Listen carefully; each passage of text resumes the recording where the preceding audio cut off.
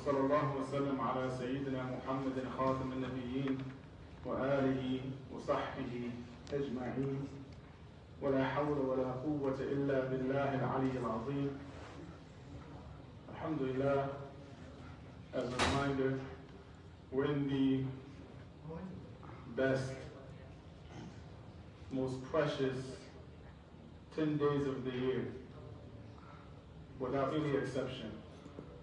There are no 10 days in the life of a Muslim that are better than these 10 days. Where righteous actions done in these 10 days have no equal. These are 10 days where there's no other 10 days in the whole dunya where you can gather every act of worship together in these 10 days. There's no other time that a person can do this. Where you can fast, you can pray, you can give zakah, you can make hajj. During these 10 days only. No other time during the year can a person do this. One of the best things a person can do during these 10 days is make dua. Lots of dua. One thing that I would encourage you to make dua for during these 10 days is me. If you don't have nothing else to make dua for. Right? Some people, they run out of ideas. What else can I make dua for? If you forget, you can always say, I'm taking dua. Like you know, say, I'm taking sadaqah, I'm taking dua. If you want to make dua for anyone, just forget, I'm here inshallah. There's a benefit behind that though. Because when you make dua for your brother behind his back, what does the angel say? Ameen. And for you to do the same thing. Right? So there's a benefit for that. If you want to make dua, if you want something, make dua for your brother to have the same thing. Let's say you want Jannah. Say, oh Allah, give my Jannah. Then the angel will say for you the same thing. It's a beautiful way of receiving, right? When else can you get an angel to say Ameen if you do the same thing in your dua? It's the only way. So, don't be cheap, brothers. If you want something, that's a good way to achieve it, inshallah. So these are the best 10 days of the year. Don't lose them. Give sadaqah, read Quran, do acts of righteous deeds, right? Whatever you can do extra, try your best to do it fast. Whatever it is, you do it, inshallah. We're in the book, Aqeedah, and we reached question number, what number, what question? 4. Huh? 4. MashaAllah, question number 4. What were the first 3 questions?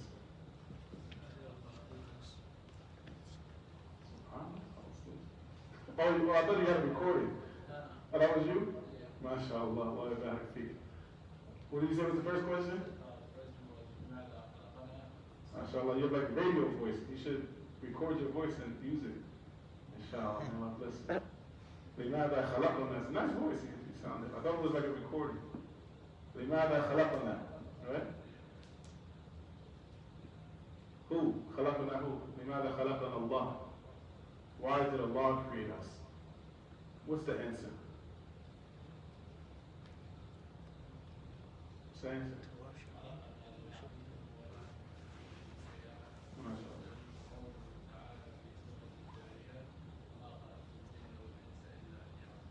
MashaAllah. الثاني يا ولاد الدليل؟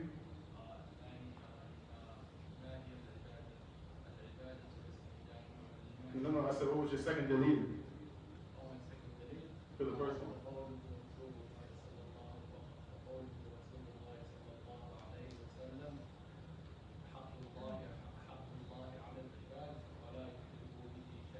Huh? حق الله على العباد يعبدوه ولا يشركوا به.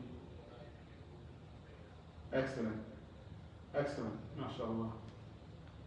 What's the question number 2? ما هي العبادة? What's the answer?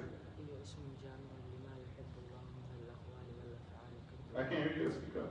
هي اسم جامع لما يحب الله من الأقوال والأفعال كالدعاء والصلاة والذكر ما أهل لغيره. I couldn't hear the last thing you said. هي اسم جامع وما أهل لغير الله به. Okay. طيب. What's your proof? قل إن صلاتي ونسكي ومحياي ومماتي لله رب العالمين. قل إن صلاتي ونسكي ومحياي ومماتي لله رب العالمين. Because into this ayah really makes it clear, لا شريك له. No one has a part to do that. Not even myself, not even you. What other dalil you have for this? You have a second dalil? Anyone?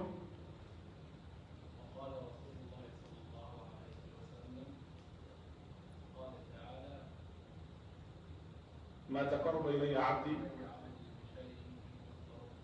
مما افترضته عليه.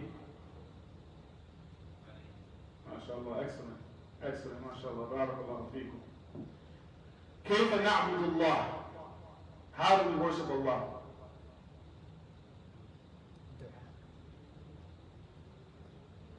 كيف نعبد الله؟ كما أمرنا الله ورسوله. How Allah and His Messenger ordered us to. What's the proof of this? Someone tell me.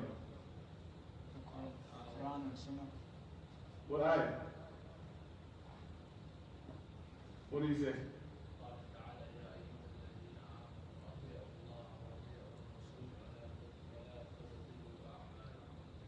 What dalil do you have from the Quran, from the Sunnah?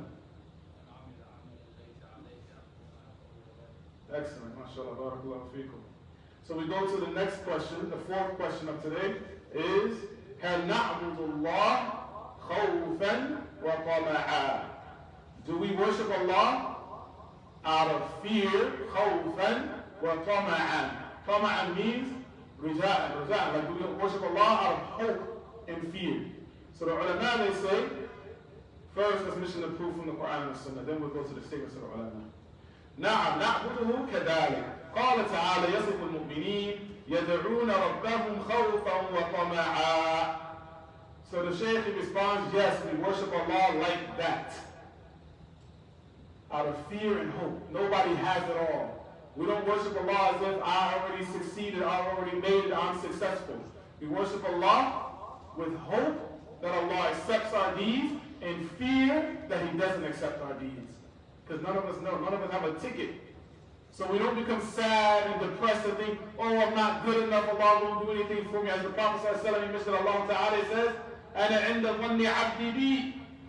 I am how my servant thinks of me.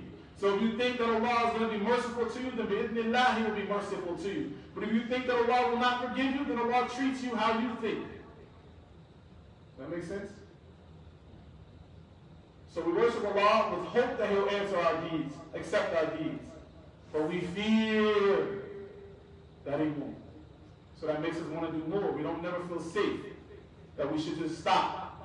So we fear that Allah will not accept our deeds from us. And we try our best to do more.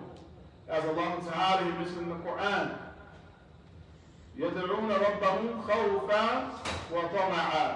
That they يَدْعُونَ here means they call upon Allah, but it means يَعْبُدُونَ. That they worship Allah out of fear.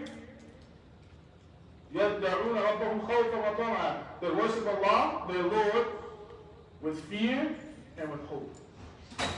As well, there comes in a hadith of the Messenger of Allah sallallahu alayhi wa sallam, he said, أَسْأَلُ اللَّهَ الْجَنَّةِ وَأَعُوذُ بِهِ مِنَ النَّارِ.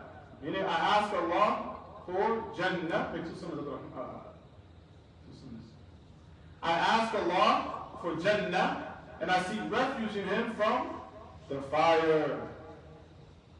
So it's not just, oh, I want Jannah, I want Jannah. No, I ask for Jannah, but I'm also asking Allah for protection from the fire. I'm asking Allah for protection from the fire. Now there's a benefit here. It helps you protect yourself from what? Nifaq. Hypocrisy. Ibn Abi Mulaika, rahimahullah ta'ala, one of the people who came before us, who met the Sahaba. What is a person called who met the Sahaba? A tabi'i. Jazakumullahu khair. They're the students of the Sahaba. He said, أدركت 30 من أصحاب النبي صلى الله عليه وسلم وكلهم يخافون النفاق على أنفسهم. He said, I met over 30 companions of the Prophet صلى الله عليه وسلم, the best of mankind after the prophets, right? I met 30 of them. أدركت 30 من أصحاب النبي صلى الله عليه وسلم. And all of them used to fear nifaq upon themselves. They all used to fear to be a hypocrite. Companions of the Prophet, and what about us? That's miskeen people, right? Today you might want to listen to some Drake. Well, understand, right? Tomorrow you listen to reality. Should we not be fearful that Allah is not accepting our deeds? Struggle to make salat on time. You know, we're miskeen people. We should be the most fearful out of everyone. Not for the sake that, oh, I'm good. No, subhanAllah, we're not good with anything. Allah may accept or He may not accept. It's a reality. We should be trying harder. Because what if Allah doesn't accept our salah? Ibn Abbas, he said, if I knew that Allah accepted one sajda of mine, then I would be happy. One sajda, he just said, one. If I knew Allah would accept one sajda, I'd be happy. So that's the way that we should be. Hopeful that Allah accepts it, but fearful that He won't. So the question is, هل نعبد الله خوفا وطمعا? Do we worship Allah out of fear and hope? Yes. And the proof that was mentioned, يدعون ربهم خوفا وطمعا. Right? And another proof that was mentioned, أسأل الله الجنة وأعوذ به من النار. The next question, ما هو الإحسان في العبادة؟ ما هو الإحسان في العبادة? What is ihsan? Does anyone know what ihsan is? What is ihsan in worship? How do we do ihsan in worship? What is ihsan?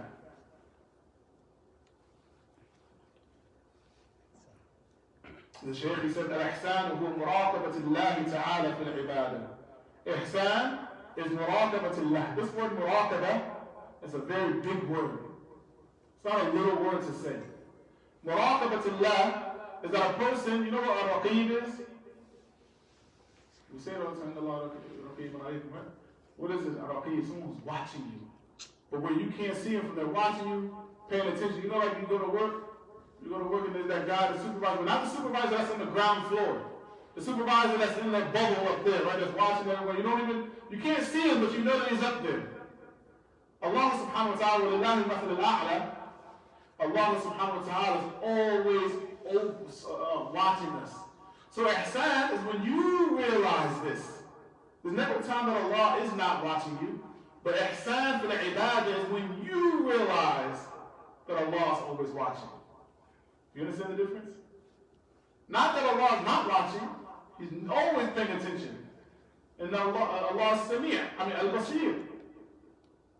So when you realize that He's always paying attention, that's muraqabatullah. When you reach that level, that whatever you do, you're doing it knowing that Allah is watching me do it. That's ihsan. Allahumma ja'alna min al-muhsineen. So it's mentioned that ihsan is muraqabatullah. That when you realize that Allah is watching you, paying attention to you, observing your actions, aren't you going to do them better? Right? When you realize that Allah is observing, checking out your actions, we're going to do it better. We're going to try to impress Allah. Some of our mashayikh, hafidhahum Allah ta'ala, they mention about riyah. Riyah, you know what riyah is? What's riyah? Showing off. Is riyah good or bad? It's terrible, right? It's terrible on one angle and excellent on another angle. Right? This riyah, when you're doing this riyah for anyone besides Allah, it's terrible. Shirk. Shirk al-khafi. The Prophet said, the thing that he's most akhwaf, the thing that I fear the most from my ummah is shirk al-khafi, the hidden shirk. When a person is doing something trying to show off to other people, may Allah protect us from that. Because it's something, as the Prophet said, is more hidden than a black ant on a black rock in a black night. So it's something that a person that sometimes it creeps into your heart. The way to fight it is to show off to Allah. And when you do it, you show off to Allah. Try to do your best knowing that Allah is watching you. When you realize that Allah is watching you and you're showing off for Allah, nobody else matters. Is that correct? Look at an example. Let's say you're going for a soccer trials, right? And you have the soccer trial, and I'm there. I don't know nothing about soccer. I don't know if you're doing good or not. I'm going to cheer you on just because you're my brother, right? Because I'm honest, but it doesn't matter. But let's say Messi or one of these guys, you guys are like, yo, I might be able to make it to the league, is there. Me being there doesn't matter. Because Messi is there. You're like, yo, look, I'm going to do his favorite move or whatever you got. I don't know how soccer goes. Left foot, right foot, green foot. So you're going to show off for him. Is that right or wrong? You don't care who else is there because the one person that you have your eyes on is there. And that's the only one that you really care about seeing what you're doing.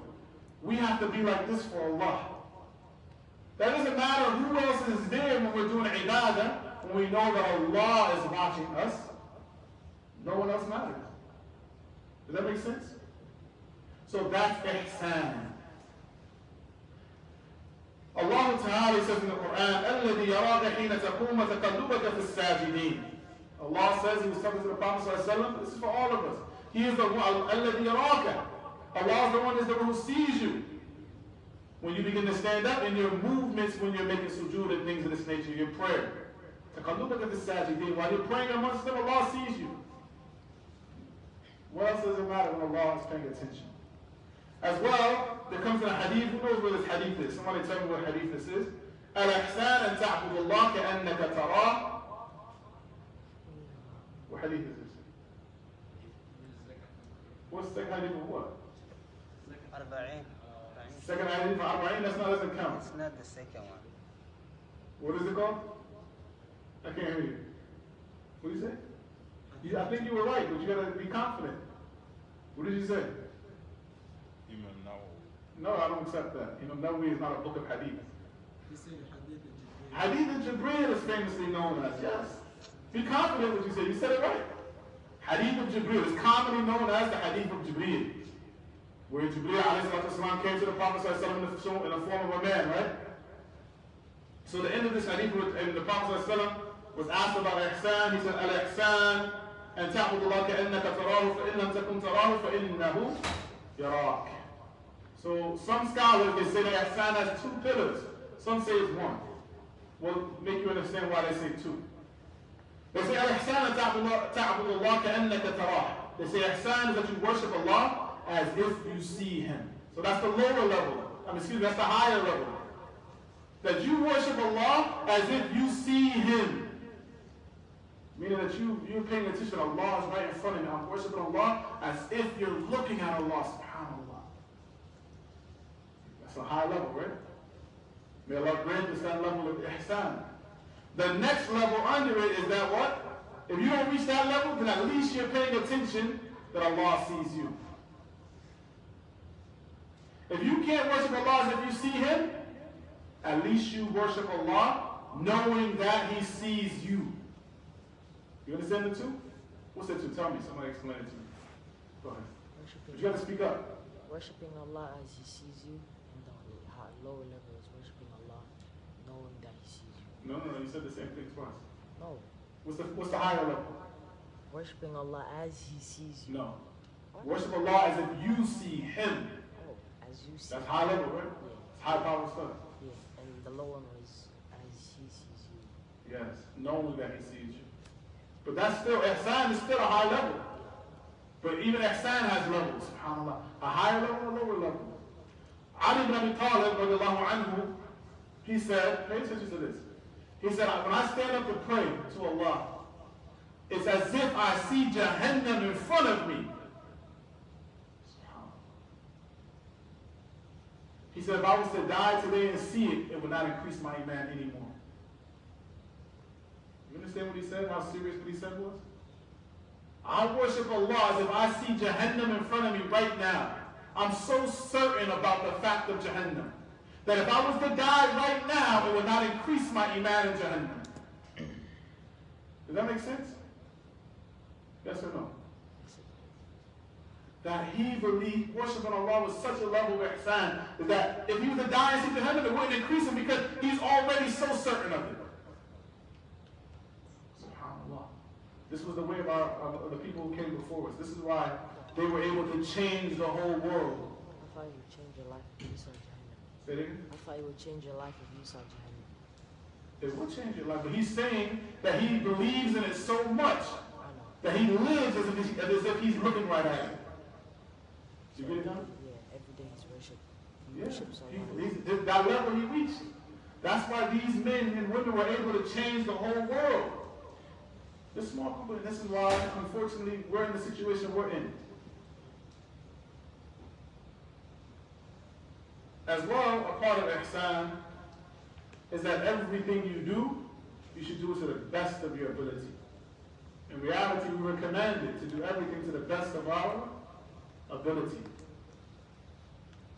As the Prophet ﷺ, he mentioned, إِنَّ اللَّهَ كَتَبَ الْإِحْسَانَ عَلَى كُلِّ شَيْءٍ. Allah, he commanded. كَتَبَ يعني here is أوجب الله علينا. Allah subhanahu wa ta'ala obligated us to do ihsan in all of our affairs. That we do our best in everything that we do.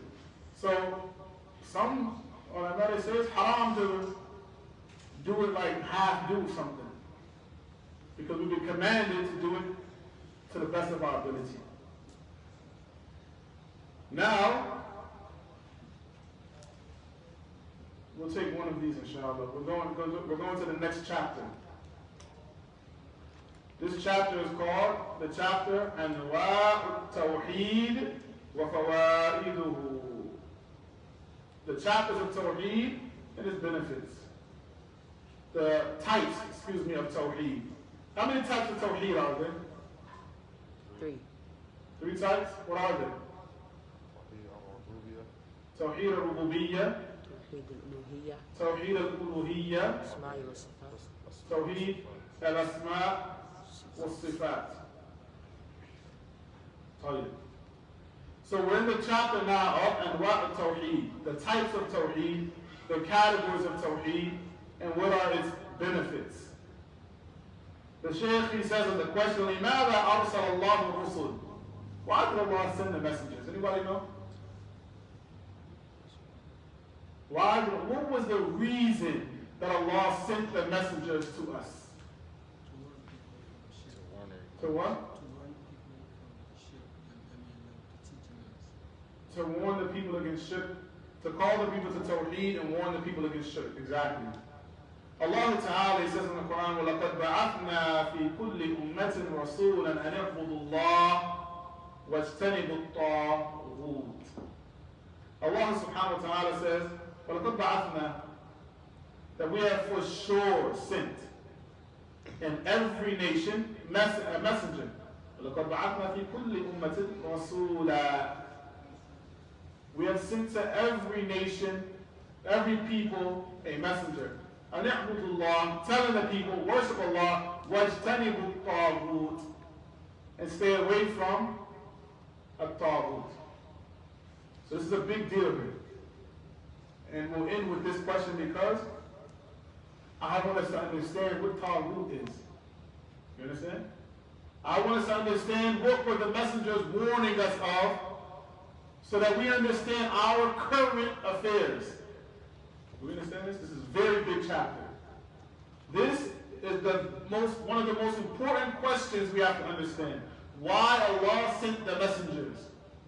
And when we understand why Allah sent the messengers, we understand what is our duty, because guess what? There's no messenger coming after Muhammad sallallahu alaihi wasallam. Is there? So it becomes our duty to carry his risalah. It's our duty to carry his message, his message.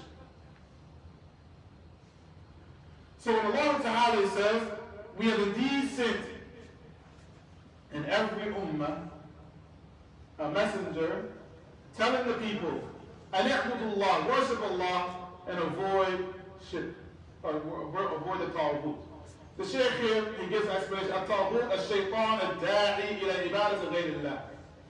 He says a taghut is the shaitan who invites people to the worship of other than Allah. Calls people to the worship of other than Allah. Is that all the Taghut is? No. What is a Taghut? Somebody tell me. I'll tell you what the Taghut is. The Taghut has different categories. At the head of them is the Shaitan. Right? What did Ibrahim tell us? لَا تَعْبُدُ الشَّيْطَانِ. Right? Even though it might not have seemed that the father of Ibrahim was worshiping the Shaitan, but he told لَا تَعْبُدُ الشَّيْطَانِ. Shaitan is the head of it for the most part. Right? But now, when we talk about Taghut, who here in America thinks they worship the Shaitan? Does anyone see themselves worshiping the Shaitan? Clearly, there's some people who call themselves devil worshippers. Right? But what do people worship? This is a question because this is what the prophets were sent to call against. Was it just done 1430 or 1450 years ago, technically, because we got to talk about the time of Mecca too? Was it only then that there was Taghut? During the time of the Prophet ﷺ, and now there's no Taghut?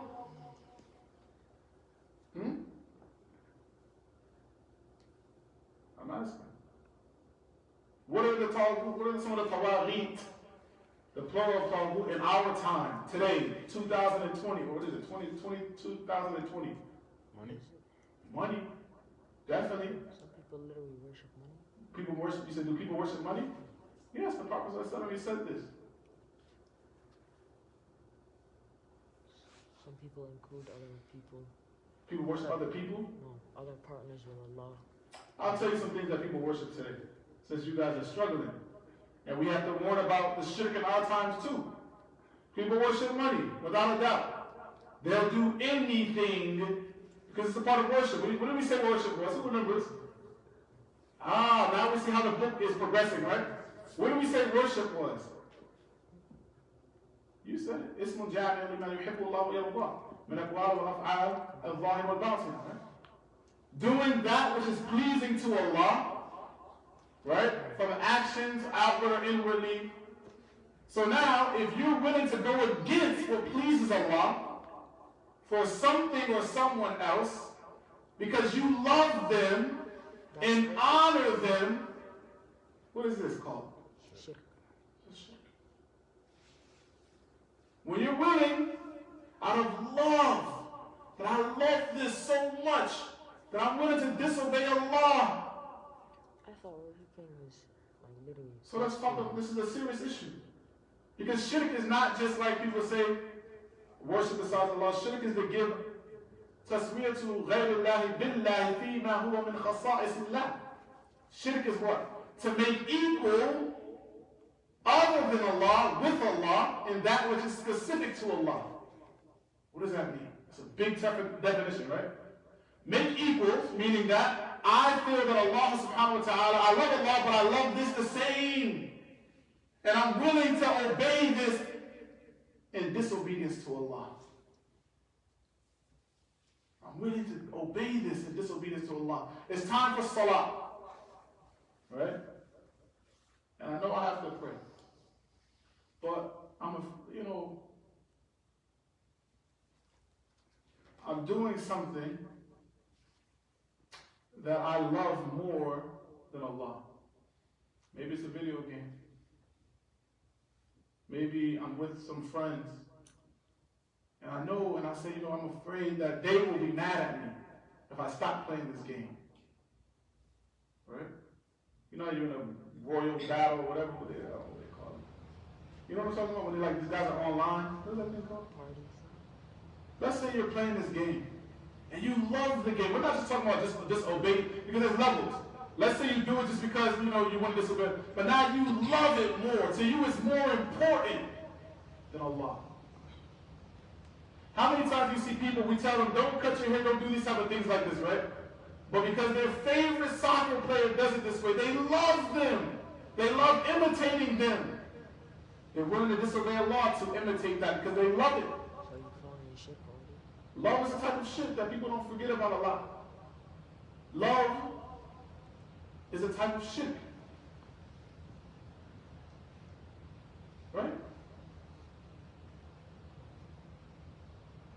Ta'zeem, meaning that to you in your heart, this is bigger and greater than Allah. That how many times are people so impressed, right, with the way of people in America or whatever it might be, that they're willing to sell their soul, literally, right?